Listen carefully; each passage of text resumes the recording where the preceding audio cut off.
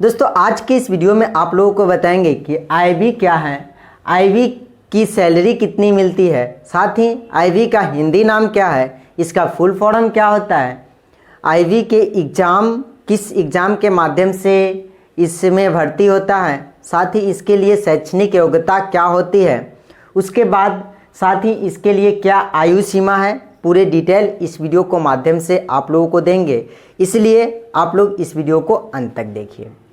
तो दोस्तों सबसे पहले बात करें तो आईबी का फुल फॉर्म से, तो आईबी का फुल फॉर्म दोस्तों आई से आप लोग आई और बी, तो आई से इंटेलिजेंस और बी से ब्यूरो होता है। इसका हिंदी में बात करें तो हिंदी में इसको खुफिया ब्यूरो कहते हैं, समझ गए होंगे, खुफिया ब्यूरो कहते हैं। और ये क्या है, अब बात करें कि आईबी है क्या, तो आईबी एक भारत सरकार की खुफिया एजेंसी है जो मुख्य रूप से आंतरिक खुफिया संबंधित या देश के अंदर हो रहे खतरों को संभालती है। जैसे कि आप लोग देख रहे होंगे कि देश के अंदर बहुत सारे खतरे मंडराते रहते हैं, तो उसको ये देखती है। आईबी खुफिया एजेंसी का पुलिस का संदिग्ध गतिविधियों को बारे में संदिग्ध जो नई जानकारी, उसकी जानकारी प्रदान करते हैं, जिससे भारत के नागरिक या बाहर की खतरों से बचाते हैं। भारत के नागरिकों को जो बाहरी खतरे होते हैं उससे वो क्या करता है, बचाने की आवश्यक कार्रवाई करता है। तो ये आप समझ गए होंगे आईबी का। अब बात आते हैं कि आईबी का गठन कब किया गया था। तो देखिए आईबी की गठन की बात करूँ तो इसका गठन जैसा कि जब रूस के द्वारा अफगानिस्तान में रूसी सैनिक को काफ़ी तैनाती हो गई थी 1887 में। 1887 में जब इसके तैनाती के लिए 1887 में जब इसके तैनाती को जांचने के लिए इसका आईबी का गठन किया गया था, जो भारत सरकार इसको फिर से 1947 में इसको गठन किया था। आप समझ गए होंगे आईबी का गठन कब हुआ। अब बात आते हैं कि आईबी की कौन कौन से एग्ज़ाम देने होते हैं। उससे पहले इसके लिए अलग से बहाली आती है आईबी के लिए, और साथ में आपको एसएससी के माध्यम से भी कुछ पोस्ट ऐसे हैं जिसमें इसमें भर्ती होती है। तो इसके लिए आपको शैक्षणिक योग्यता की बात करूँ तो 10th पास वाले भी जा सकते हैं, 12th पास वाले भी जा सकते हैं, साथ ही उसके बाद ग्रेजुएशन वाले भी जा सकते हैं। अब मैं बात करूँ तो ऐसा तो नहीं है कि सारे जो 10th पास वाले भी उसी लेवल के पोस्ट पे होंगे, इसमें भी बहुत सारे लेवल बाय लेवल पोस्ट होते हैं।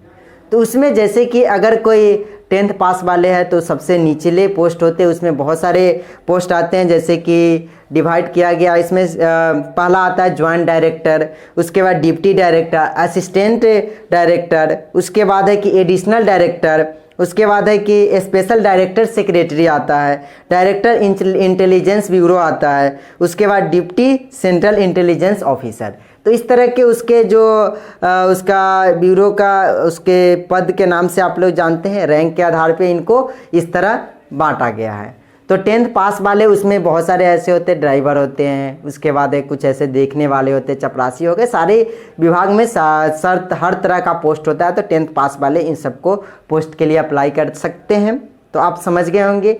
इसके लिए 2 एग्ज़ाम होते हैं, एक तो आपको रिटन टेस्ट देना होता है, दूसरा आपको एक इंटरव्यू देना होता है, क्योंकि इंटरव्यू ज़रूरी है कि क्या आप कैसे बात कर पाते हैं किसी भी चीज़ को। इंटरव्यू से आपको मेंटेलिटी पता चलता है, इसलिए जो भी अच्छे पोस्ट है उसमें इंटरव्यू होना लाजमी है।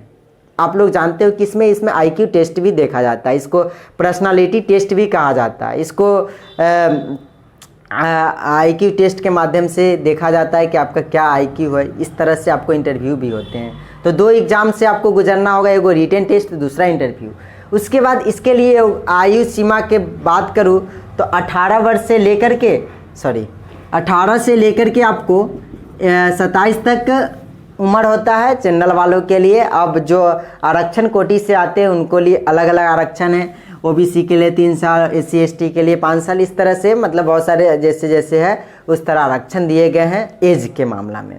तो आप लोग समझ गए होंगे कि आईबी क्या होता है, इसके एग्ज़ाम क्या होते हैं, कौन से एग्ज़ाम देने होते हैं, और इसके सैलरी की अब बात करूँ तो सैलरी कितना होता है। देखिए अब तो आईबी ऑफिसर बन चुके हैं, तो अब सब लोग इसी पे डाउट करते रहते इसकी सैलरी कितनी होती है। तो हर एक पोस्ट को अलग अलग आधार पे मिलते हैं ग्रेड पे। तो ग्रेड पे किसी को 2000 ग्रेड पे है, किसी को 2000 से नीचे का ग्रेड पे नहीं मिलता है इसमें। अगर आप 10th बेसिस पे हुई है 2000 ग्रेड पे, तो ग्रेड पे का बहुत सारे मतलब नहीं समझते। तो ग्रेड पे क्या होते हैं इस पर मैं वीडियोज एक बनाऊंगा जिससे आपको ग्रेड पे समझ में आ जाएंगे। देखिए, तो ग्रेड पे 2000 ग्रेड पे इसका अर्थ है कि आप उनको सैलरी एक मैं बात करूँ तो वही 20 से 25 के बीच में ही रहते हैं, उससे ज़्यादा सैलरी नहीं होता। मतलब ऐसा नहीं है कि नहीं होता, हर एक 6 महीना पे इंक्रीमेंट होता है। कितने % इंक्रीमेंट होता है उस सारे चीज़ें हर एक डिपार्टमेंट में पता रहता है। तो आप इसमें समझ गए होंगे कि 20 से 25 हज़ार के बीच में रहते हैं। उसके बाद जो 12th पास पे जाते हैं उनको 2400 ग्रेड पे रहता है, जिसको 28,000 तक 30,000 के बीच में सैलरी आता है। उसके बाद 2800 ग्रेड पे, उसके बाद 4600 ग्रेड पे, मतलब बहुत सारे ग्रेड पे जितने आपको प्रमोशन होते जाएंगे आपको ग्रेड पे बढ़ता जाएगा। तो आप इसमें इस सभी डिपार्टमेंट में प्रमोशन काफ़ी अच्छा होता है। पुलिस डिपार्टमेंट में सारे लोग जानते हैं कि प्रमोशन काफ़ी तेज़ होता है। अगर अच्छे काम करते हैं तो डिमोशन भी काफ़ी तेज़ होता है, आप समझ गए होंगे। क्योंकि जहाँ पे आपको प्रमोशन अच्छा होगा वहाँ डिमोशन भी होगा, क्योंकि आप अच्छे काम नहीं करेंगे, कोई चीज़ गलती करेंगे। कहने का अर्थ हुआ किसी आप पुलिस डिपार्टमेंट में है तो उसमें डिमोशन भी होता है, ऐसा नहीं है। तो आप लोग समझ गए होंगे कि इसमें इसकी सैलरी से संबंधित बातें। तो उम्मीद करता हूँ ये वीडियो आप लोगों को कुछ हेल्प किया होगा।